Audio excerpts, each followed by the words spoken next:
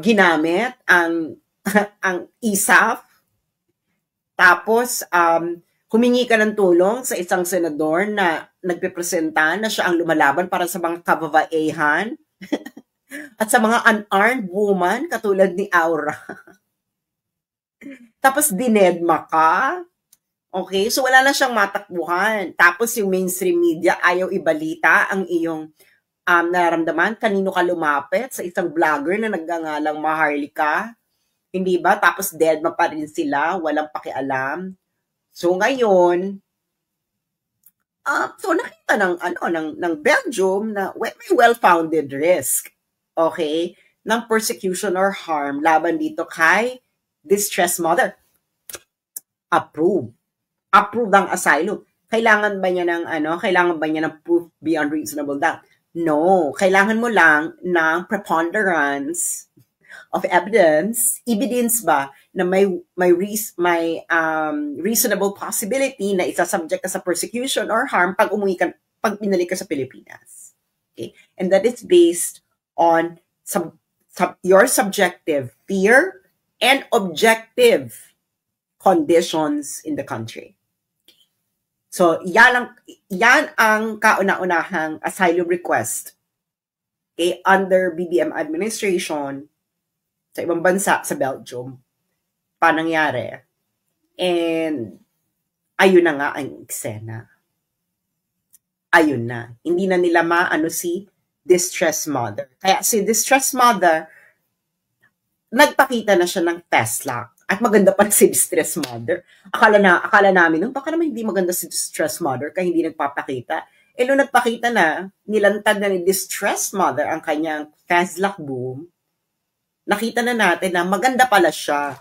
Maganda, persecuted. Perfect. Okay.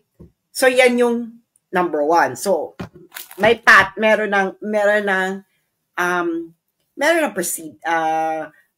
ng paghuhugutan ang ibang bansa na meron ba talagang persecution and harm na ginagawa itong BBM administration. And true enough, meron ka in the face of the distressed mother. Ngayon, ano yung second na bonggang-bongga? So, meron kang Belgium, meron ding Asia na nag-approve ng asylum. I think kilala niyo na kung sino to, no? Ito ay si kay Teves. Okay. So, recently lang ito, March 2025. So, Timor-Leste rejects Teves extradition. Okay. So, asylum request din ito. So, bakit siya ni-reject? Na-reject siya because, again, there is a well-founded risk of persecution or harm. Kaya nga, ang sinabi dito ng judges, ayan, for the foregoing reasons, asan ba yung reason? Yung meron sila ditong kinote sa Constitution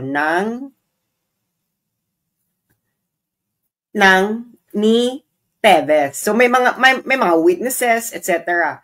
And ang ano kasi nito is may political persecution and meron ding itong nakakabit sa well-founded risk of being subjected to torture, cruel, inhuman, degrading, and humiliating treatment. So, Article 5.3, nakabase yan sa Article 5.3. At ang malala kasi nito kay Teves, and why this is relevant, alam nyo, ang kaso ni Teves sa Pilipinas ay multiple murder and meron pang terrorism. Okay. Multiple murder and terrorism in relation doon sa alleged na pagtegi kay Degamo. Sino yung tinegi ni Teves daw? Yung inaakus sa kanyang tinegi niya. Yung, hindi ko kasi nasundan tong issue ni Teves. Sino bang Teves?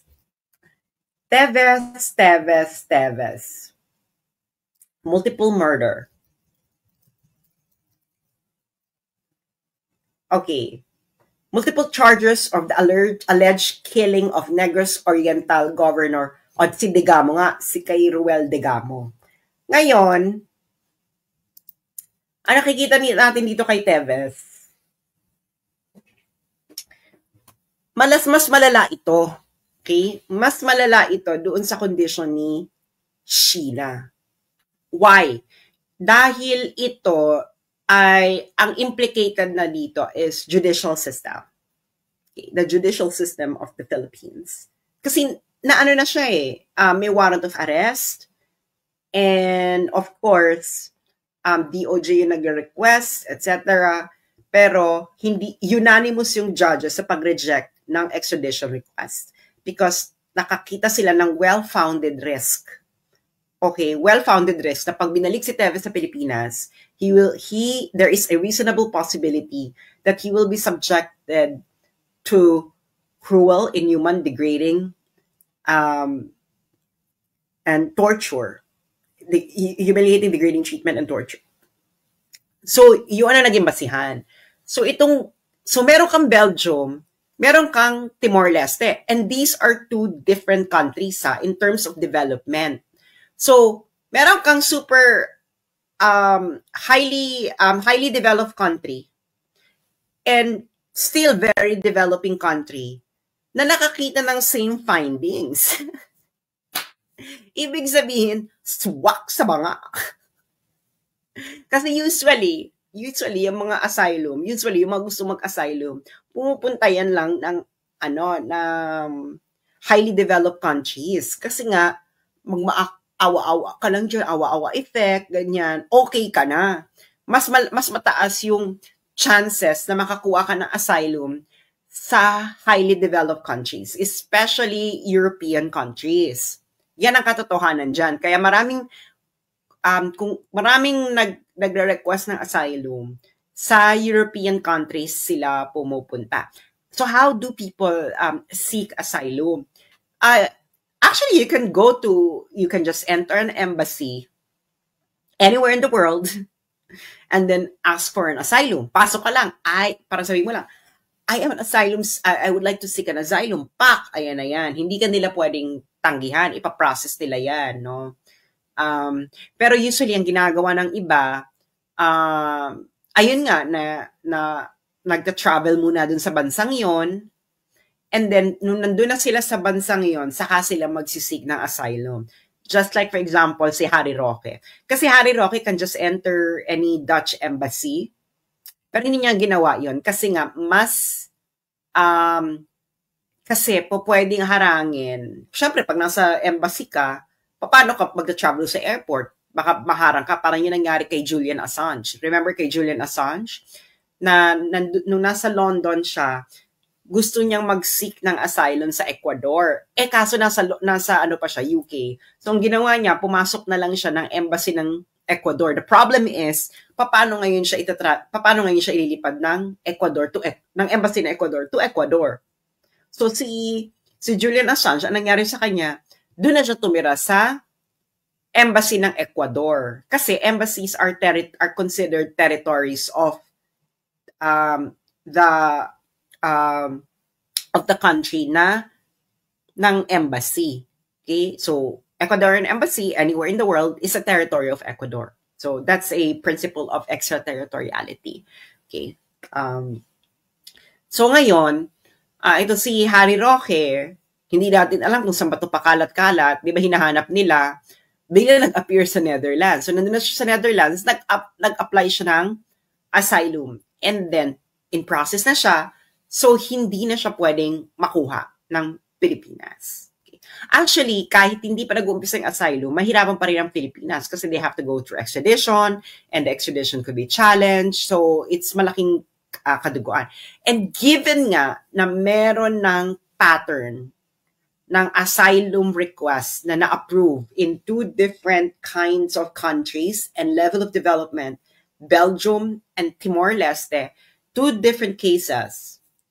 But both cases established na meron ng well-founded risk sa Pilipinas. Okay? Kung ikaw ay member ng opposition or you have a political opinion that is different from the government narrative. Kaya yun ang eksena dyan. May well-founded risk. So ito yung mga sinasabi nilang gagawa sila ng petition, online petition, para hindi maaprubahan yung asylum ni Roque. Actually, yung mga petition na yan, it will actually bolster yung point ni Harry Roque na there is that he will be persecuted based on his political opinion. Lalo na yung nakita ko yung petition, no, na alam mong pinipersecute siya because Duterte supporter siya. And that is a protected category because you are part of a membership in a social group. And being a Duterte supporter is a social group. At nakita naman na yun ang pinipersecute. Hindi ba? At grabing persecution because it's different aspects of society, mainstream media, academia, government. So nagsama-sama sila. So it is a recipe for a well-founded risk of persecution. Hindi ba? Because of one's political opinion or any opinion imputed on you, social status. Syempre, marami pang ibang aspects, no?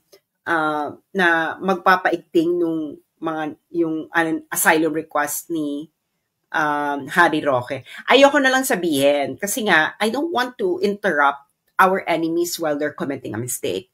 Pero, they already paved the path for these asylum processes to be actually approved ng ibang bansa.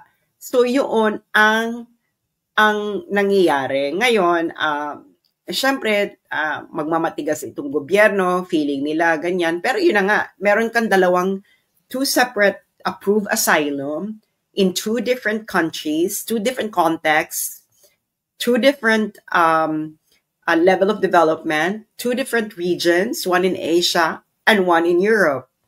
So syempre, yung Netherlands, mag-iisip siya, meron nga itong Belgium nag-approve. Tapos meron pang yung Timor-Leste pa, talagang sinabi na may political persecution, na may well-founded risk talaga. Yung sa Timor-Leste, si Teves, ang kaso nun, malala, multiple murder and terrorism. Ito kay Harry Roque, ano ba kaso nila dito kay Harry Roque? So, kailangan, nakita niyo yung benchmark ng Timor-Leste, yung kay Teves, multiple murder na yung kaso niya. And terrorism, hindi pa rin siya binalik ng Timor-Leste because nakakita ang Timor-Leste ng well-founded risk of persecution or harm. So, ibig sabihin, Beck, siguro, kung anything lower crime than multiple murder and terrorism, tiyak na swak na ma-approve pa yan lalo na dito kay Harry Roque. Kaso nyo kay Harry Roque? Wala na kayong kaso kay Harry Roque.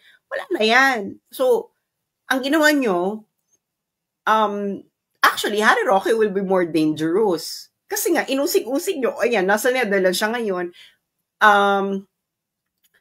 Tapos, nasa Netherlands si Harry Roque ngayon, di malaya na siya mas malaya pa siyang makakapag-criticize laban sa gobyerno. Hindi ba? Matitegi nyo ba yung Facebook niya? Actually, hindi rin. Mahirapan kayo. Actually, pwede pang kumita ng bonggang-bongga si Harry Roque pag pinadown niyo yung Facebook niya. Why? Dahil siya ay nasa Netherlands. Ang Facebook sa Europe ay hinahandle ng Facebook Ireland. Ang Ireland po, ito po ay within the European Union. And kung pinadown nyo yung Facebook ni Harry Roque, pwede siyang mag-file ng complaint. Okay? And baka kumita pa siya. Meron na po yung mga precedent sa Europe. Okay? So, kaya ayun na nga, you just made Harry Roque more dangerous. Hindi ba? Uusig-usigin nyo pa siya. Well, ayun na nga. Sabi ni Temat, hi sis, mag-apply ka rin ba ng asylum?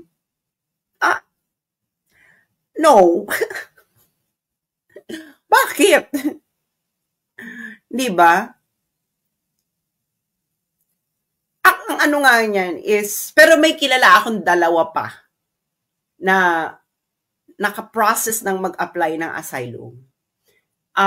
Isa sa mga known allies ng Pilipinas at isa sa Europe din. So, ma-establish na maraming pattern. Siyempre, hindi ito i-report ng mainstream media dahil gusto pa rin palabasin ng mainstream media na napakaganda pa rin ng gobyerno ni Bongbong Marcos. Pero hindi alam ng mainstream media, they are actually participating in the political persecution.